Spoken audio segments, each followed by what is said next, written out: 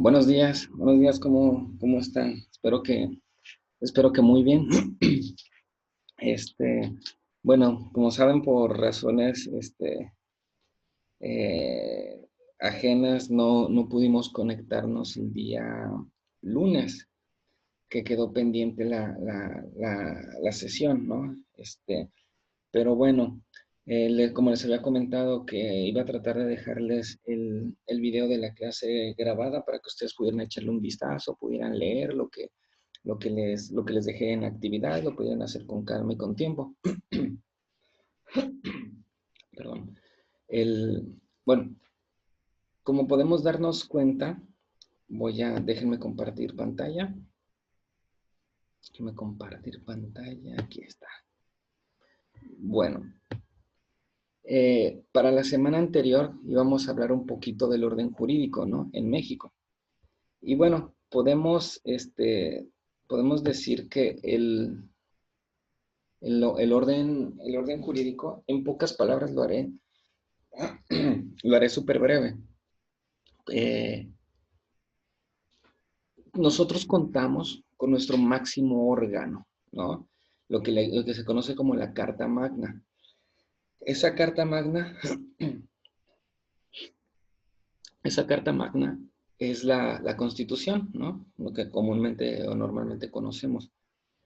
Esa es el máximo documento que avala el Estado de Derecho del Estado mexicano, ¿sí? De ahí, eso es a nivel federal, de ahí que radique que cuando se promulga una ley federal, estamos hablando de todo el país. Ejemplo, ¿no? Por ejemplo, este, cuando hablamos de Ley General de Educación, estamos hablando de una ley que cada estado la transforma, la adecua de acuerdo a sus características y sus necesidades, ¿sí? Porque es una ley general. Si esta fuera una ley federal, entonces sería para todo, no se podría cambiar, sería solamente ajustable a través de la federación, que primero los diputados, los senadores y se avalaría en el diario oficial de la federación, ¿no? O diario oficial. Bueno, arriba de la Constitución solamente puede haber leyes internacionales, pero leyes internacionales que de acuerdo a que México haya firmado pactos o acuerdos o tratados internacionales, ¿no? Con grupos de otros países. Por ejemplo, la Organización Mundial de la Salud pertenecen varios países y se someten al trabajo o apoyan al trabajo de la Organización Mundial de la Salud. La Organización Mundial de la Salud puede emitir, por ejemplo, alertas cuando un país no lo hace, entonces porque es un órgano internacional que está avalado por todos los países miembros, ¿no? Igual la ONU, ¿sí? Por ejemplo, en cuestión de derechos humanos puede ocurrir alguna situación en México, por ejemplo, un genocidio, no sé, o es más, por ejemplo, en otros países como Somalia, que han sucedido muchos genocidios, es decir, matanzas de muchas personas, y que el gobierno no las castiga o que el gobierno dice, bueno, no se encontró culpable tal persona, entonces no procede. Perdón. Pero, ¿cómo se le llama? Pero vaya, en el país no procede, en Somalia no procede, pero a lo mejor una corte internacional, porque es país miembro, perdón, sí podría castigar a la persona que cometió ese genocidio, como un comandante, un presidente o algo así. ¿Por qué? Porque al final de cuentas pertenecen a esas organizaciones y se busca que a nivel mundial también haya un Estado de Derecho, ¿sí? Leyes de aguas internacionales donde se puede navegar y donde no, etcétera, ¿no? Todo ese tipo de cosas. Entonces, por encima de la Constitución mexicana, solamente algunos elementos, algunas leyes internacionales, porque México pertenece a esos grupos, ¿ok? Pero ya dentro de México, decimos que la Constitución es la carta máxima, ¿no? Nada se mueve que no esté ahí. Y, y el, los estados cuentan a su vez con una constitución, ¿sí? También cuentan, si se fijan, con Cámara de Representantes, ¿sí? Hay diputados que son diputados, vaya, locales, ¿no? Que son los que al Estado brindan ese trabajo, vaya, ¿no? En la legislación. Entonces, pero aún así, la Constitución está por encima. Se habla de una autonomía de los estados porque los estados adecúan a sus necesidades, por ejemplo. Sí, hay estados que no cuentan con mar y por eso pues no todas las leyes que aparecen en la federación aplican, ¿no? O hay estados en donde hay una amplia población, por ejemplo, indígena y necesitan adecuarse ciertas cosas. Entonces, por eso cada estado es autónomo y tiene una propia constitución, pero aún así la Carta Magna es la Constitución mexicana. ¿Ok? Entonces, eso es una forma de darle certeza o certidumbre a las conductas de los seres humanos, ¿sí? Se puede cometer un delito en Sinaloa, pero a lo mejor es detenido en Sonora. Y la Constitución te habla de delitos en general, ¿me explico? Pero ya cada estado entonces se diría, bueno, pero va a ser procesado en Sinaloa, no en Sonora. ¿Por qué? Porque fue donde se cometió, ¿sí? Aunque el sujeto sea nativo de Sonora, haya nacido en Sonora y allá lo hayan agarrado, entonces se podría decir que se juzgaría ahí, pero hay también reglas o acuerdos de cooperación. Lo mismo pasa internacionalmente, ¿no? Puede ser que se busque a alguien de Estados Unidos y se detiene en México, y México no se procesa, ¿no? Se extradita a Estados Unidos y allá es donde se le dicta sentencia o se lleva a cabo su juicio. Es así pasa también en muchos casos en los estados. Bueno, a eso nos referimos específicamente con el orden jurídico, ¿no? Para ser súper concretos. También ya la siguiente semana, vimos, la siguiente semana vimos eh, ¿cómo se llama? No, para esta semana, perdón, ando un poquito distraído. Eh, Hablaríamos de la sociología criminal, ¿no? De Enrico Ferri, que al principio del semestre hablamos una introducción, no sé si se acuerdan en el librito que hicimos. Bueno, como todos saben, pues Enrico Ferri es conocido como el padre de la sociología criminal. Este es el fundador por sus aportaciones. Él le da un amplio sustento a la sociología criminal desde aspectos filosóficos, pero también específicamente sociológicos, porque él era criminólogo, pero también él es sociólogo, ¿no? Entonces le da esa unión, esa conjunción para poder entender el comportamiento de las conductas criminales. Sí, de las conductas criminales. Entonces, él, pues bueno, él es concebido como el padre, ¿no? El padre de la sociología criminal. Y a continuación vamos a hablar un poquito de él. Permíteme tantito, déjeme nada más tomar algo.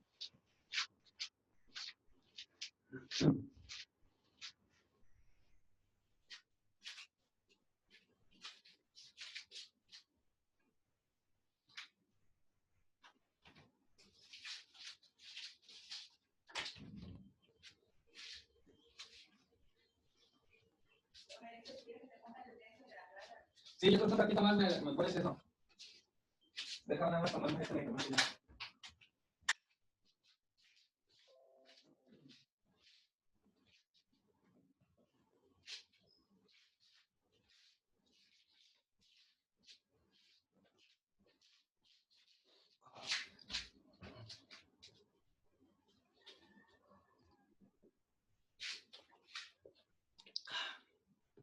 Perdón, muchachos, es que tenía que tomarme un medicamento.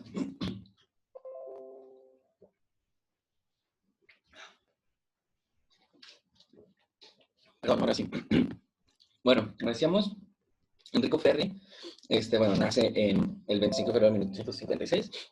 Este, él, él es, bueno, dentro de su currículum, lo importante es que le da el enfoque a su teoría. Si se fijan, es sociólogo y criminólogo, ¿no? Es un italiano que ha hecho muchísimas aportaciones. De hecho, por ejemplo, se le conoce como el padre de la sociología criminal, incluso a la par, ¿no? De dejar huella como otros criminólogos que son de suma importancia y que ustedes mejor que nadie deberán de conocer, ¿no? Como Carranca, como Garrido, que son teóricos de rigor que ustedes han visto o verán en su carrera, ¿no? Mancini, Franz Bohm, creo, y Héctor Solís, ¿no? Que son de los de rigor que ustedes han visto porque son, pues, vaya, personajes que han aportado enormemente al estudio, ¿no?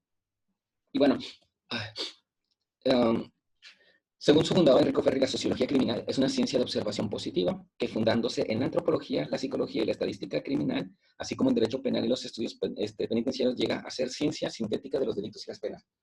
Ojo, porque algo que no había hecho nadie, sí lo hizo Ferri. Que recuerden que, bueno, en la actualidad se utilizan mucho ya las estadísticas, ¿no? O sea, si hacemos un trabajo de investigación, lo sustentamos con estadísticas. Entonces, eso es lo que le permitió sus conocimientos en sociología, porque la sociología trabaja mucho la estadística para poder establecer sesgos o correlación. Entonces, se utiliza mucho las estadísticas, ¿no? Entonces, eso es algo que a él le beneficia mucho en sus estudios, y por eso utiliza, pues, la estadística, la antropología, la psicología, la estadística, como lo decíamos antes, derecho, obviamente, estudios que llevó a cabo, y por ende, pues, obviamente su aportación fue amplia. Para él dice que la sociología criminal no estudia el problema de la criminalidad, más que en uno de sus muchos aspectos. Se ocupa solo de la relación que existe entre el autor del delito, la relación que existe entre el autor del delito como sujeto activo con la sociedad. Entonces, en pocas palabras traducido, a él lo que le importaba, lo que decía que valía la pena estudiar, era la relación que existe entre quien cometió el delito y la sociedad, ¿no? Porque él, al final de cuentas, es un sujeto activo, dice, dentro de una sociedad. Entonces, ¿qué relación existe entre él como delincuente y su conducta delictiva y la sociedad? ¿Se acuerdan? Que de hecho nos adelantamos mucho, pero ¿se acuerdan cuando llegamos a ver la película que para mí está genial, la de La Ola? Ustedes sí seguramente se deben de acordar, ¿no? Humberto, pues de hecho todos la llegamos a ver. Mari, Humberto, Fanny, Alejandra, no sé, no sé si se integraría alguien después, pero todos ustedes vayan, ¿no? Todos los integrantes del grupo, creo que sí vieron esa película. La que no estoy segura es de Alejandra, porque creo que en esos días salió falta. Bueno, no importa, el chiste es que esa película, si se fijan, cómo los grupos, o sea, las masas sociales, fueron generando presión, ¿no? A través de una ideología, y entonces fueron generando presión sobre los miembros, y esos miembros a su vez hicieron más grande el grupo, la masa social, y fueron generando más presión, y al que no concordaba con esa ideología, con ese pensamiento, qué sé yo, esas conductas, pues al final de cuentas lo eran presionados o desechados, o incluso hasta, de cierta manera, hasta criminalizados, ¿no? Por así decirlo de alguna manera. Que es el caso de las chavas, acuerdan que aventaron papeles en el gimnasio, que se generaron un conflicto y todo eso. Al final de cuentas, el desenlace de la película, pues fue caótico, ¿no? Fue la muerte de un chavo, dos chavos.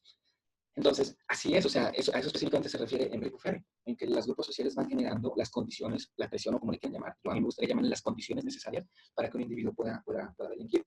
Claro, ¿no? En la actualidad contamos con más estudios que nos podrían decir que no solamente la sociedad, porque, ojo, también Enrico Ferri dice la sociedad, pero también puede haber factores hereditarios que pueden predisponer al individuo a la realización de conductas delictivas. Entonces, la teoría de Ferri, honestamente, creo que fue muy completa, súper buena para la época, que en la actualidad también nos sirve muchísimo. O sea, no es que ya está obsoleta, por supuesto que no. O sea, él fue el pionero y nos dio las herramientas para poder entender hoy, en pleno 2020, la conducta criminal, ¿no? Bueno, si tienen alguna duda, muchachos, ahí no duden en preguntarme. Bueno, ahí poco a poco vamos a ir sacando la clase, ¿ok? Bueno, según Enrico Ferri, la sociología criminal es una ciencia de observación positiva que fundamenta. Ok, perdón, eso ya lo habíamos visto, ¿no? Mis disculpas. Ahora sí. La sociología criminal se diferencia de la sociología general en que, mientras la primera se ocupa únicamente de fenómenos de criminalidad y de la criminalidad, la segunda estudia los fenómenos en general que influyen y modifican el desarrollo y progreso evolutivo del organismo social. Entonces, la sociología estudia en general los movimientos sociales, ¿no? En general, por ejemplo, ¿por qué estudia la sociología? El movimiento del nazismo, o por ejemplo, el movimiento de la comunista, ¿no? La específica de la aparición en Rusia, el comunismo cubano, el comunismo latinoamericano. Es más, podría incluso, de hecho, estudia el comunismo que se intenta reinsertar nuevamente en Latinoamérica con países, entre comillas, izquierdistas. Que les digo yo, entre comillas, izquierdistas, porque históricamente los hechos nos han enseñado que se inserta, ¿no? una sociedad socialista, una forma de gobierno comunista. Pero realmente, sí, a la sociedad la vuelven socialista y se abstiene, ¿no? de tener bienes, vaya, porque así lo dictamina el socialismo. El socialismo dice, tú no tienes por qué tener un carro de mayor costo que otro, tú no tienes por qué ganar esto. Si digamos, por ejemplo, tú, Mari, que tienes cierto número de años trabajando en la policía y que a lo mejor te has preparado, has estudiado, has hecho exámenes, has pasado controles de confianza, y ganas que te gusta, ejemplo, ¿no? Ganas 10,000 pesos quincenales, y de repente te dicen, ¿sabes qué? Aquí todo cambia. Tú no puedes ganar más de 5,000, y tú vas a decir, oye, pues que yo ya soy, no sé, sargento, comandante, qué sé yo, y te vas a decir, sí, pero tú no puedes ganar más que los demás, que todos somos iguales. Entonces el policía de más bajo rango va a ganar 5,000, igual que tú 5,000. ¿Me explico? Y los otros 5,000 que tienes que descontar porque se los están dando a otra persona. Eso es socialismo, no tienes por qué compartir nadie, porque esos son costos, estás pagando una marca de una sociedad neoliberal, después de por o capitalista. Entonces, eso es lo que se empieza a ver en países, por ejemplo, donde ya se ha insertado, como Argentina, como Venezuela. Venezuela está igual, pero ya que Cuba, ¿no? La comunista. Hay países donde empiezan a tener ese acercamiento hacia el socialismo y hacia el comunismo. Entonces, no, pues bueno, pues, si lo estudia la sociología como tal, la sociología criminal, pues se desprende un poquito de eso y se enfoca más en lo que son fenómenos de criminalidad, sí, delitos, porque se lleva a cabo desde la perspectiva social.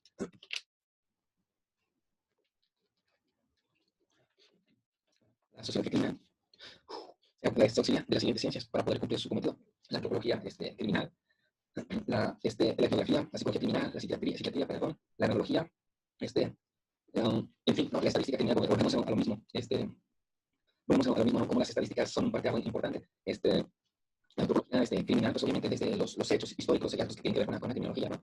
Y, y en sí, pues se basa en todos estos elementos. Por ejemplo, la etnografía, que es una, más que nada, no tanto como una corriente, más bien se utiliza como una técnica, ¿no? Una técnica de investigación, en la que esta técnica se lleva a cabo una investigación desde la perspectiva cultural de los grupos humanos. Entonces se empieza a hacer como un análisis de los grupos o asentamientos humanos en relación con la criminalidad. Y, por ejemplo, podemos ver que a dónde va la etnografía. Por ejemplo, que en el sur de México, específicamente, digamos, en la Sierra Madre de Guerrero, por ejemplo, ahí se dan muchos delitos que ni siquiera son contemplados, no porque no sean delitos, sino que no son castigados porque ni siquiera hay un poder judicial, por ejemplo, que ejecute las sanciones. Entonces, son unidades propiedades maltratadas porque al final de cuentas nadie los dueño de ellos. Muchos de ellos son muertos, muchos infantes son muertos por explotación. No pasa nada, entonces la etnografía podría estudiar eso. Criminal comenzó una ciencia positivamente de observación realista. Lo considera como síntesis y fundamento de las ciencias anteriormente numeradas, y aún el derecho penal es decir, constituye una ciencia en la que se resumen el delito, el delincuente y la pena. Si se fijan, es tan completa la sociología criminal que se basa a su vez en el estudio, en las aportaciones de diferentes ciencias, para enfocarse específicamente delito, delincuente y castigo. Ya para terminar, por último, Enrico Ferri elabora una clasificación de los delincuentes desde el punto de vista de su constitución física más de sus funciones orgánicas psíquicas. Cree que el tipo de criminal nato es característico del criminal habitual. El criminal habitual encuentra en la media social las circunstancias propias de acciones sobre anormalidad que llega a omitir un acto delictivo. Bueno, en pocas palabras, él ya tiene el atrevimiento, afortunadamente, de hacer clasificación ya de los delincuentes, ¿no? De los tipos de delincuentes. Y bueno, al hacer una clasificación, deja un precedente deja un precedente para estudiar la personalidad también de los delincuentes. Específicamente de ahí se desprenden otras investigaciones, gracias a las aportaciones de Ferri, otras investigaciones como las de, creo que se pronuncia Sutherland, ¿no? De Sutherland, que si mal no recuerdo es la teoría de asociación diferencial, ¿no? Es específicamente cómo un individuo actúa en sociedad. Otras como la de Gleiser, Ronald y por ahí otros autores. Bueno, entonces, como podemos ver, Ferri, pues al final de cuentas, se convierte en un parteaguas del estudio de las conductas delictivas. Seguramente ustedes también ya abordaron en el PDF que les mandé en la actividad gran parte de esa información. Entonces, bueno, yo creo que hasta este punto la vamos a dejar. La vamos a dejar. No sé si tengan alguna duda, si tienen alguna duda. Próxima sesión, si quieren, hacemos ahí unos 10-15 minutos de contacto. Platicamos y retroalimentamos eso. Ok, ahí mil disculpas por no haber podido trabajar ahí algunos con ustedes. Vamos a seguir trabajando. Nos veremos si los quiere el próximo lunes. La muchas ganas, cuídense mucho. No salgan a la calle si no tienen que salir. ¿Sale? Ok, nos vemos, cuídense. Bye.